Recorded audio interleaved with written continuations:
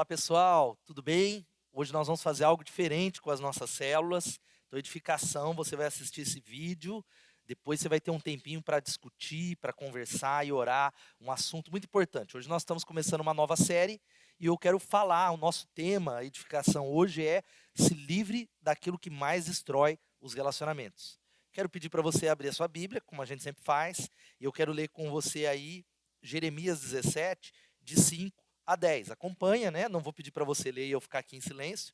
Diz assim: Assim diz o Senhor: maldito é quem confia nas pessoas, que se apoia na força humana e afasta seu coração do Senhor. É como arbusto solitário no deserto, não tem esperança alguma. Habitará em lugares desolados, estéreis, numa terra salgada onde ninguém vive. Feliz é quem confia no Senhor, cuja esperança é o Senhor. É como árvore plantada junto ao rio, com raízes que se estendem até as correntes de água. Não se incomoda com o calor e suas folhas continuam verdes. Não teme os longos meses de seca e nunca deixa de produzir frutos. O coração humano é mais enganoso que qualquer coisa e é extremamente perverso. Quem sabe de fato quanto é mal? Eu, o Senhor, examino o coração, provo os pensamentos e dou a cada pessoa a devida recompensa de acordo com as suas ações.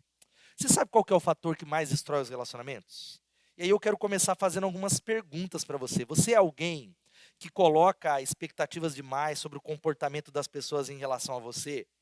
Você é alguém que faz muito pelos amigos, pela célula, pela família e fica muito chateado quando eles não fazem o mesmo, quando eles não retribuem? Você é alguém que talvez coloca expectativas demais nas pessoas, naquilo que eles deveriam fazer, dar, retribuir a você? Ou ainda, o quanto eles deveriam compreender você? Você talvez é alguém que se sente usado, desvalorizado, mal retribuído pelo investimento que faz na vida das pessoas. Você faz tanto e não recebe. Você coloca expectativas em situações e pessoas que você não tem controle. E espera muito de situações, olha aqui para mim, que você não está organizando, ou aos quais você não toma as decisões, aos quais você não é responsável. Você espera muito da célula, da igreja, de um ministério.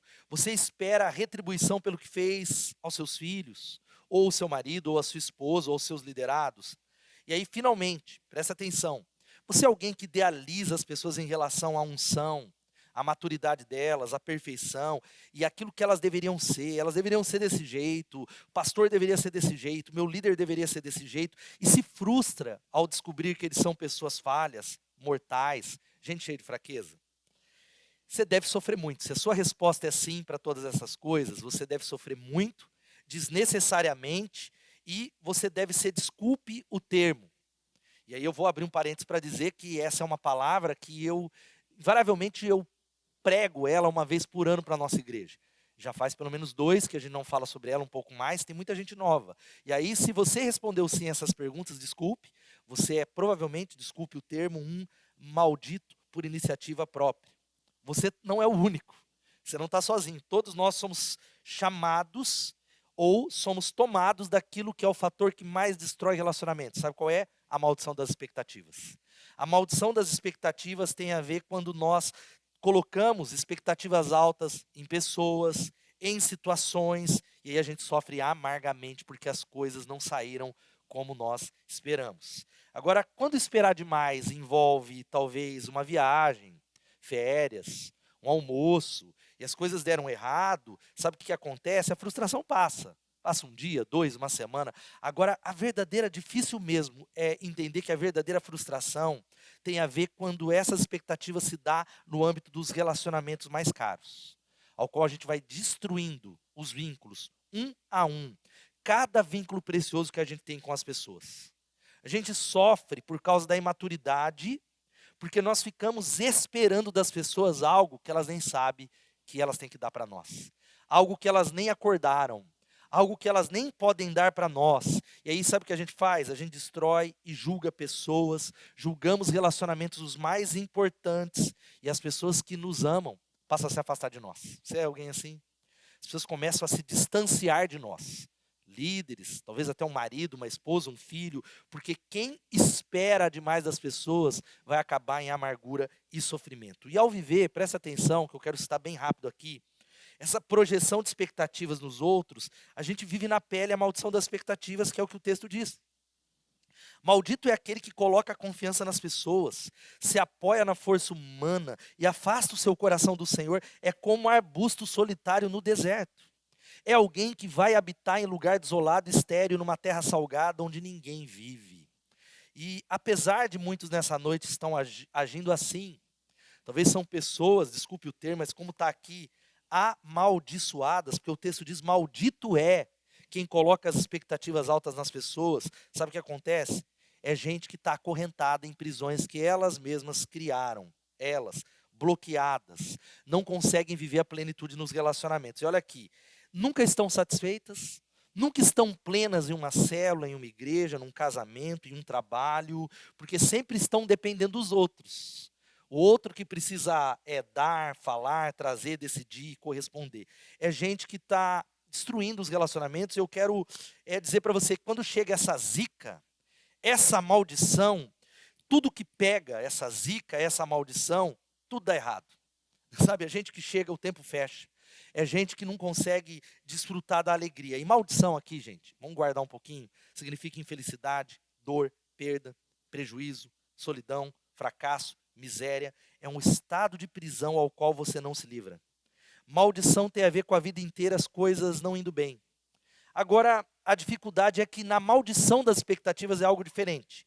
A Bíblia mostra que esse tipo de maldição é por conta de atitudes erradas. Você precisa agir de uma outra maneira nos relacionamentos e nós estamos escolhendo. Quero rapidamente falar para você quais características daquele que está tomado pela maldição da expectativa. Primeiro, contamina a família com a conversa de vítima. É sempre o mal amado, o injustiçado, o mal compreendido da família, na célula, no Brasil, no mundo, nas redes sociais. É um advogado que não deixa de passar a oportunidade para se defender e falar e contar a sua história. De vítima, injustiçada, rejeitada. Segundo, adora conversar para desabafar sobre o seu abandono.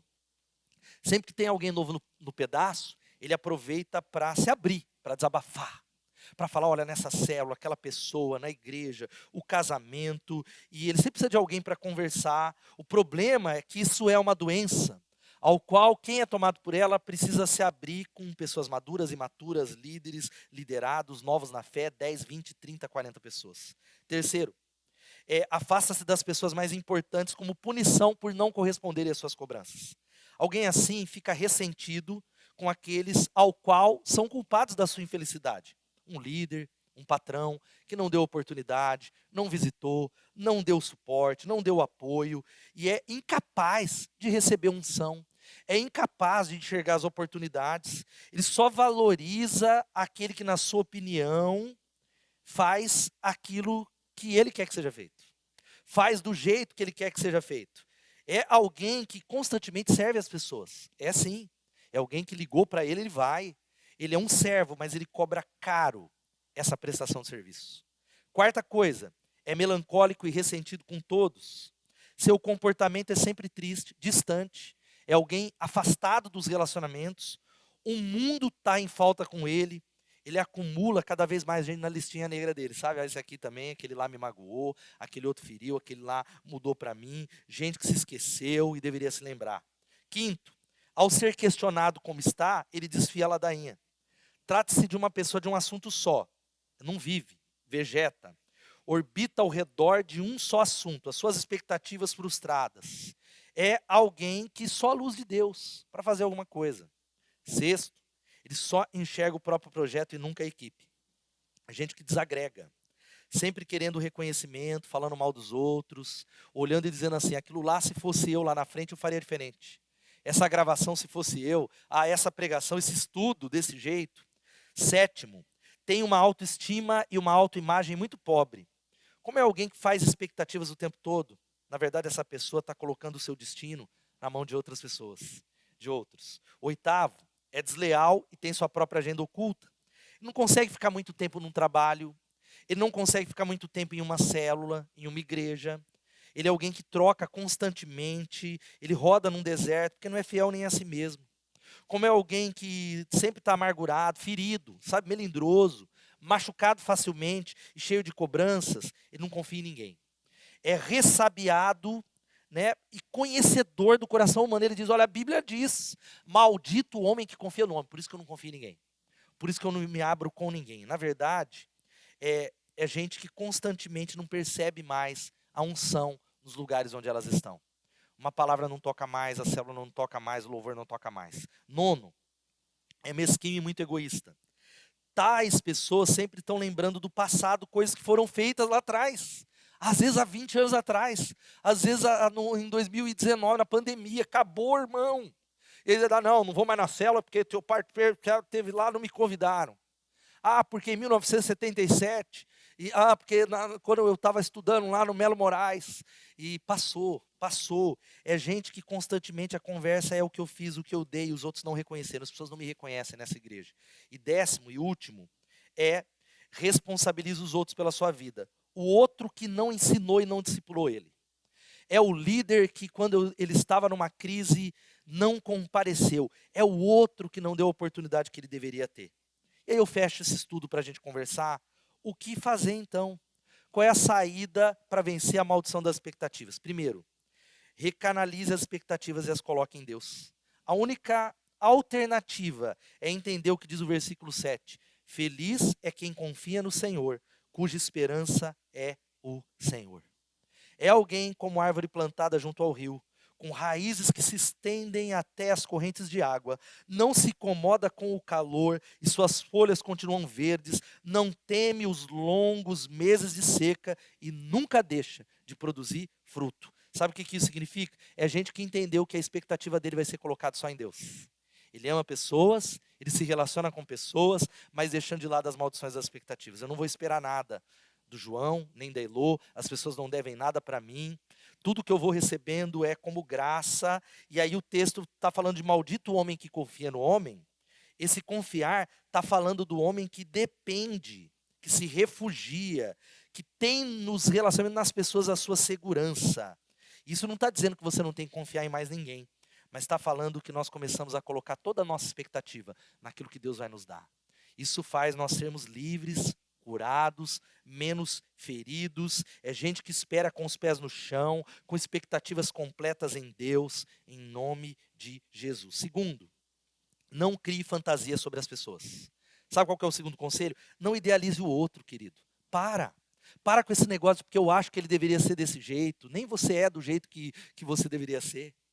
Não se torne escravo. Também aí vem para você que talvez é um marido sufocado, um irmão sufocado. Não se torne escravo da imagem real que projetaram sobre você.